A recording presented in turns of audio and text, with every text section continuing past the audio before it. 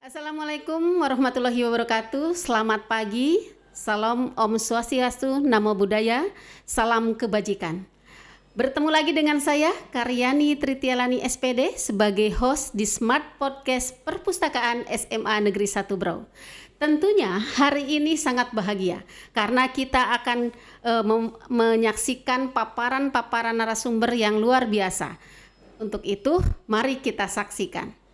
Baik, yang pertama kita akan memperkenalkan siapa yang hadir pada hari ini. Wow, karena di SMA Negeri 1 Brau ini banyak guru-guru yang luar biasa serta siswa yang luar biasa. Untuk itu saya akan perkenalkan yaitu Ibu Dr. Randa I Gusti Ayu Putu Arini.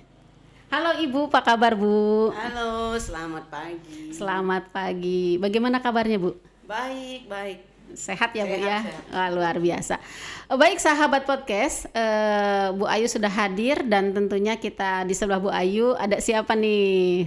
Perkenalkan, nama saya Adriansyah, saya dari kelas 11 IS3 lebih tepatnya, dan saya sebagai ekskul pramuka di bagian giat operasional. Oh iya.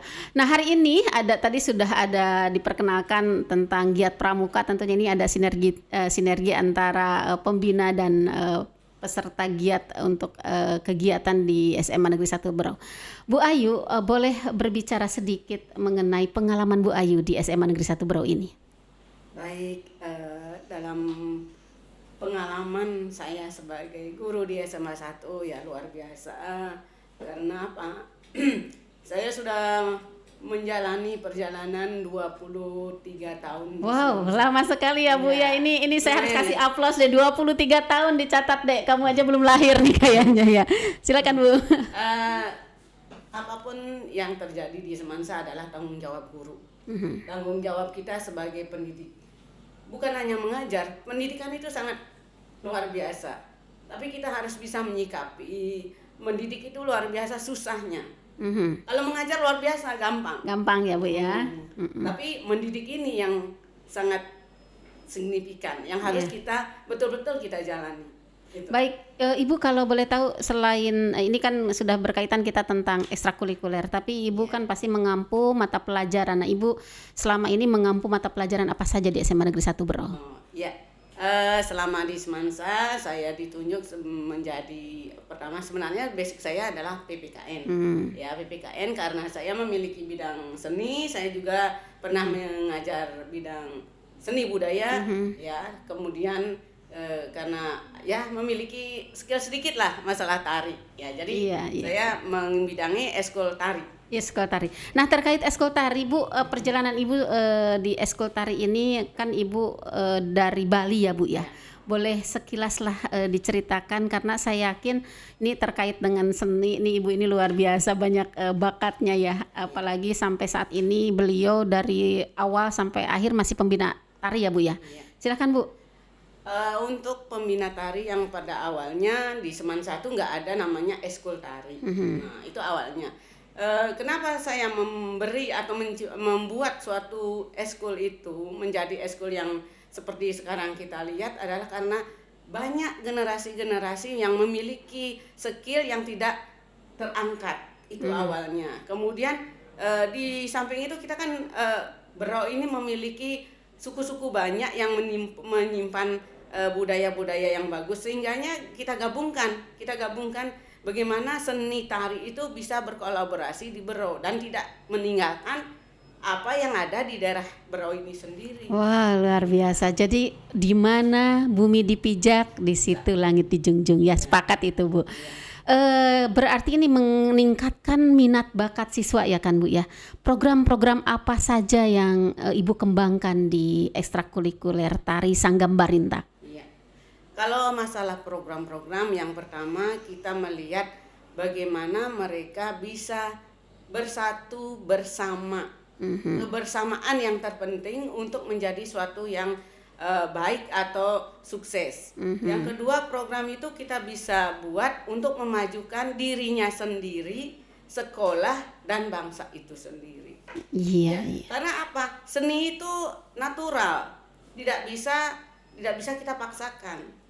Ya, jadi seni tari, nah walaupun kita sebagai guru yang tidak skillnya di tari, tapi karena memiliki sedikit, bukan banyak, sedikit ya untuk tari itu, jadi kita bisa kembangkan bakat-bakat anak itu sehingga menjadi suatu badan atau wadah yang baik, sehingganya mereka tidak kemana-mana menyalurkan bakat itu sendiri. Wow, kalau tadi sahabat podcast berbicara sedikit, kalau melihat prestasi, saya yakin bakat ibu ini tidak sedikit. Kita korek yuk. Prestasi-prestasi yang sudah beliau torehkan, terutama dipersembahkan untuk SMA Negeri 1 Berau khususnya, dan umumnya Kabupaten Berau, serta sering mewakili dari Kabupaten Berau ke tingkat provinsi maupun nasional. Bagaimana Bu prestasinya Bu? Kalau masalah prestasi ya, anak-anak kita bersyukur sudah mampu berprestasi di kabupaten, bahkan ke provinsi, bahkan ke nasional. Walaupun di nasional belum menjadi juara 1. Iya. Nah, itu. Kemudian untuk jiwanya yang terpenting, bukan karena prestasi atau juaranya, tapi minat, bakat dan rasa yang harus kita tanamkan ke anaknya. Bahkan mereka kita bina supaya tidak merasa dirinya sombong atau berlebihan karena merasa dirinya berprestasi. Nah, kesederhanaan yang kita tanamkan di sini. Ya, wow. Saya dengan kalimat tadi merasa tersentuh ya, karena ibu juga terbata-bata saking beliau mencintai gitu. Bagaimana menerapkan pengembangan ke peserta didik sampai ke rasa kesederhanaan tapi penuh tanggung jawab. Itu mungkin ya Bu ya.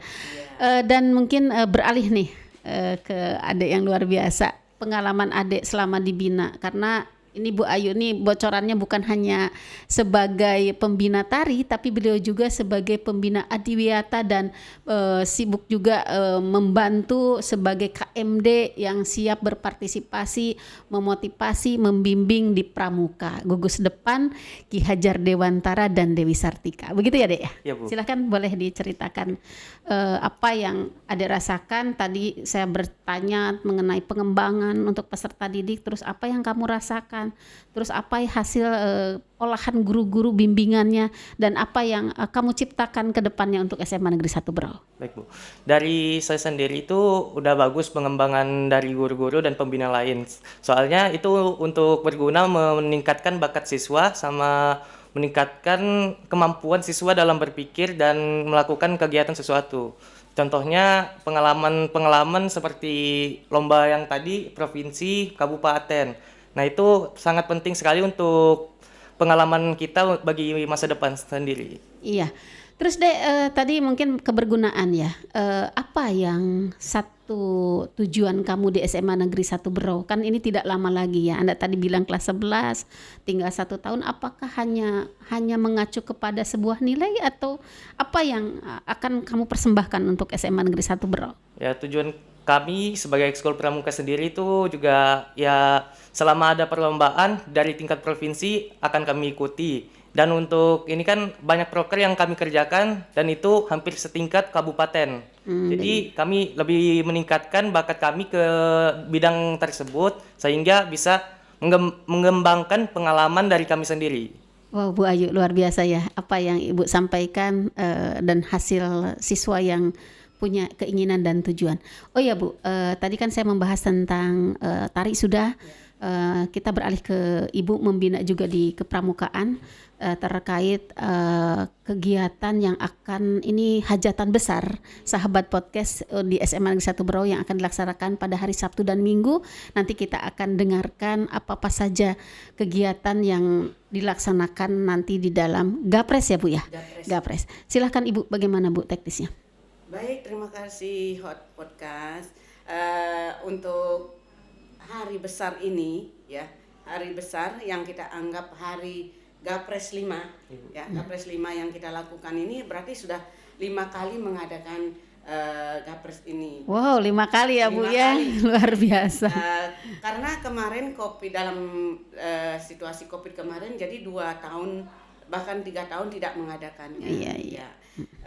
Hal ini kita diadakannya ini untuk pertama sekali adalah untuk kebersamaan, untuk membuat siswa-siswa yang generasi selanjutnya mampu berkreasi, mampu menciptakan hal-hal yang positif. Kebersamaan itu sangat penting karena ditanamkan dalam kepramukaan. Kepramukaan itu luar biasa. Walaupun saya bukan sebagai pembina inti, namun saya memang suka di kepramukaan. Bahkan saya sudah ditunjuk kemarin dalam pelatihan KMD, jadi saya harus bertanggung jawab untuk berlangsungnya Gapres ini. Iya. Ya.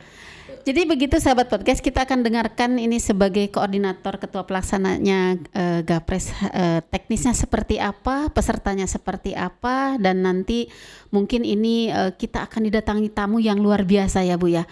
Mudah-mudahan dilancarkan dan dimudahkan. Silahkan Dek untuk memaparkan seperti apa teknis juknis di Gapres 5 ini. Nah, untuk Gapres 5 sendiri ini, itu kepanjangan dari Gapres sendiri itu adalah galang prestasi. Nah, di galang prestasi ini kita mendaftarkan kedua tingkat, yaitu siaga dan penggalang. Ini ya, langsung tidak online ya gitu Ya, ya.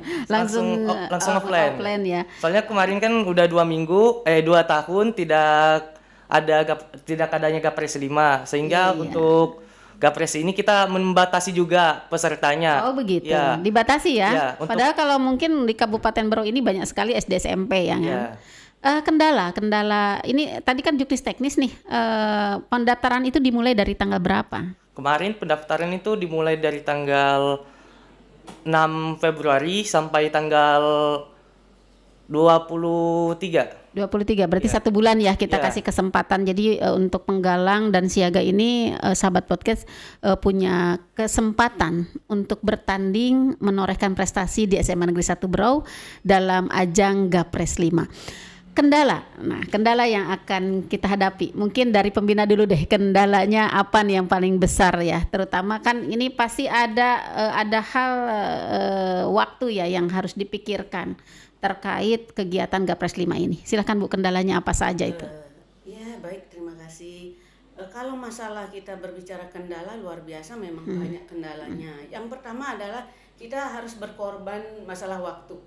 Ya waktu di mana siswanya masih belajar, kemudian menyiapkan segala persiapannya. Yang kita lihat kalau sudah berbicara kepramukaan, pasti kita berbicara tentang alat-alat, kreativitas dan sebagainya. Bahkan yang sangat menarik di sini adalah masalah, bagi saya ini masalah pioneering. Ya, pioneering ini karena ikat mengikat yang memang itulah yang menjadi salah satu idola ya. Salah satu idola dalam kepramukaan. Kenapa saya bilang idola? Karena sesuatu yang unik ya. Misalnya kita lihat bambu atau batang-batang kayu dikumpulkan, dikelola menjadi suatu seni, menjadi suatu bangunan yang bagus, menjadi suatu senjata yang hebat, perahu dan sebagainya. Itu yang sangat menarik bagi saya. Iya. Jadi kendala untuk luar biasa. Di samping juga waktu, juga anak-anaknya yang memerlukan biaya.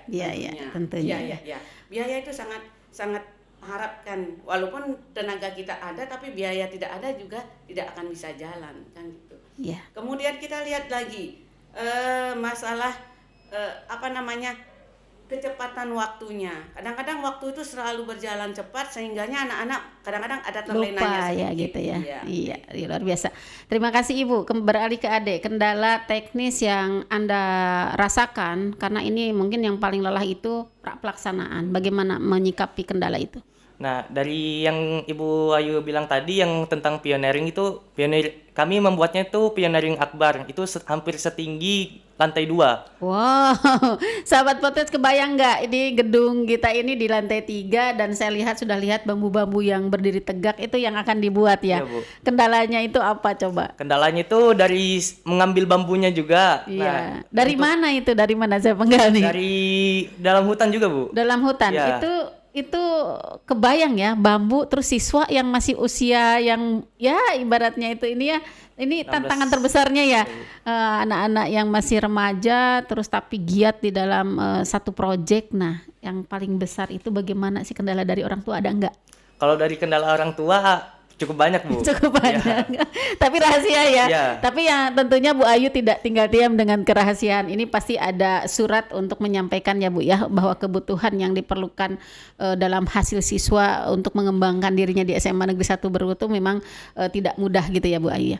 Terus kendala yang untuk peserta bagaimana? Ada kendala tidak? Kalau untuk kendala peserta itu dari administrasi, kan ini udah 2 tahun tidak menjalankan gitu, Bu. Nah, jadi dari segi banyak yang baru juga yang mendaftar, sehingga kayak segi administrasi ini sedikit membingungkan bagi mereka, Bu. Jadi yang sebelum-sebelumnya itu masih kami terapkan sebenarnya, cuman dari mereka karena masih banyak ada yang baru mendaftar, jadi mereka belum tahu tentang administrasi dari kitanya. Ya, mungkin kalau kita ini anggap saja karena baru memulai ya, kita sebagai panitia harus lentur dengan aturan yang ada. Kan tujuannya bagaimana tadi Bu Ayu ada kebersamaan, bagaimana Gapres 5 ini bisa merangkum siaga penggalang se-Kabupaten Berau dalam mengaplikasikan ilmu-ilmu kepramukaan gitu. Karena ini berkaitan dengan ini ya Bu ya, kurikulum merdeka ya Bu ya. Kurikulum merdeka terkait ada profil pelajar, bagaimana para pelajar dididik untuk menjadi peserta didik yang bertanggung jawab, bahkan bisa menghasilkan sesuatu yang luar biasa gitu ya Bu ya. Bagaimana pendapat Ibu terkait kegiatan Gapres 5 terus dengan kurikulum kita sebagai sekolah rujukan, yakni sudah menggunakan di kelas 10 ini kurikulum merdeka gitu Bu. Iya, ini yang sangat menarik ya Bu. Di mana kinerja untuk kurikulum merdeka ini sebenarnya sih menarik sekali, tapi dalam perjalanannya ini memang perlu waktu. Ya, kenapa perlu waktu? Karena anak-anak zaman sekarang di era milenial ini mereka cenderung hanya melihat atau mencari materi di internet atau media dunia maya kayak gitu. Jadi dalam penerapan P5 ini sangat bersyukurlah. Kenapa? Karena dalam kepramukaan juga itu sudah dari dulu sudah ditanamkan P5 itu sebenarnya. Iya. Ya, kenapa? Karena rasa tanggung jawab itu, tanggung jawab untuk mengerjakan segala sesuatu yang harus dikerjakan dengan hati, ya, dengan apa yang diterapkan dalam P5 itu harus dijalankan dengan mendapatkan hasil, dan proses itu yang harus kita laksanakan gitu. Ya, ini menarik kurikulum merdeka ini, bukan berarti kita bebas dalam hal siswanya ya. Justru ini terorganisir bagaimana siswa itu dituntut untuk kreatif ya Bu ya. Satu kreatif, kedua bagaimana dia bisa mengorganisasikan. Terus untuk adik sendiri dengan kurikulum baru ini bagaimana tanggapannya? Nah, kalau saya yang dari kelas 11 ini yang masih menggunakan kurikulum lama tentang kurikulum merdeka ini, ya sebenarnya membutuhkan adaptasi juga dari siswanya. Soalnya kan dari siswa sebelumnya juga menggunakan kurikulum yang sebelumnya. Jadi membutuhkan adaptasi aja sih. Adaptasi ya. Kalau dikaitkan dengan pembelajaran abad 21, tentunya ini tantangan yang tidak mudah. Dan Ade kan kaum milenial ya. Kita gurunya juga belajar bagaimana untuk mempergunakan alat bantu dalam pembelajaran, terutama sudah tidak asing lagi dengan proyektor, tidak asing lagi dengan aplikasi-aplikasi media sosial. Menurut Ade bagaimana plus minusnya kegiatan yang sudah mengacu kepada abad 21 ini? Untuk tadi pengembangan proyektor dan lain-lain, aplikasi-aplikasi itu sebenarnya cukup membantu juga bagi siswa dalam mengerjakan tugas dan lain-lain. Jadi kayak sama memberikan pengalaman juga terhadap siswa dalam berorganisasi juga. Dan ini sangat berkaitan ya, Iya. Artinya dimudahkan dalam informasi untuk kegiatan Gapres 5 ya. Iya, Bu. Karena dengan media sosial ini, sahabat podcast, saya yakin bukan ilmu baru, tetapi bagaimana kita harus mengupdate atau memperbaharui ilmu itu. Dan mungkin saya ingin sedikit ini tantangan untuk Anda ya sebagai pelajar, dengan maraknya berita-berita hoax gitu kan, itu pasti ada peluang-peluang siswa yang seperti atau bullying atau kekerasan seksual gitu. Bagaimana Anda menyikapi agar tidak terjebak di media sosial seperti itu? Nah, dalam media sosial itu sebenarnya kita juga harus dari diri sendiri, kita juga harus bijak dalam melihat platform yang ada di media tersebut. Jadi untuk misalnya mencari informasi dan mendapatkan informasi dari media sosial itu, kita juga harus tahu detail dari mana data-data tersebut didapat. Jadi sehingga tidak menimbulkan ke kasus hoax dan lain-lain. Bangga ya Bu Ayu ya punya siswa cerdas seperti ini, bisa melihat bagaimana tantangan dan peluang menggunakan media sosial. Baik, ini sudah pertanyaannya sudah mewakili semua. Saya berharap dari paparan Smart Podcast di hari Kamis tanggal 2 Maret ini bisa memberikan motivasi kepada para peserta Gapres 5 yang akan berjuang bertanding di SMA Negeri 1 Brau. Mungkin Ibu ini terakhir ya statement closingnya, apa dari Ibu motivasi untuk para sahabat podcast di Perpustakaan SMA Negeri 1 Brau? Luar biasa ya, sebelumnya kita ucapkan terima kasih karena apa, sudah diundang sebagai tamu di sini ya untuk memaparkan kinerja yang akan Gapres laksanakan. Jadi untuk kedepannya mungkin ini lebih bagus lagi lah, lebih bagus, lebih lebih biar gitu. Yeah. Dan selanjutnya diundang para guru atau orang-orang yang memang bebeken. Insya Allah Bu, ini sudah catatan kami. Mudah-mudahan nanti juga kita bisa live ya Bu ya. Dari adik sendiri bagaimana statement terakhir tentang kesiapan Anda sebagai pejuang di SMA Negeri 1 Brau, bukan hanya mungkin sebagai siswa tapi dia sebagai koordinator dalam kegiatan Gapres 5 di SMA 1 Brau, yaitu gugus depan Dewi Sartika dan Ki Hajar Dewantara. Gimana Dek? Kalau dari saya, cukup kembangkan bakat diri kita sendiri untuk memulai masa depan yang cerah. Baik, terima kasih Ibu Ayu, terima kasih Dek, tetap berjuang sebagai siswa pilihan yang luar biasa. Sahabat podcast, itulah paparan dari narasumber kita, Ibu Dr. Randa Igusti Ayu Putu Arini. Saya berdoa mudah-mudahan beliau selalu sehat untuk mengembangkan prestasi-prestasi di SMA Negeri 1 Brau. Kita akan bertemu lagi di hari Kamis yang akan datang, tentunya dengan narasumber yang berbeda. Terima kasih, saya Karyani Tritialani, undur pamit. Wassalamualaikum warahmatullahi wabarakatuh. Salam literasi.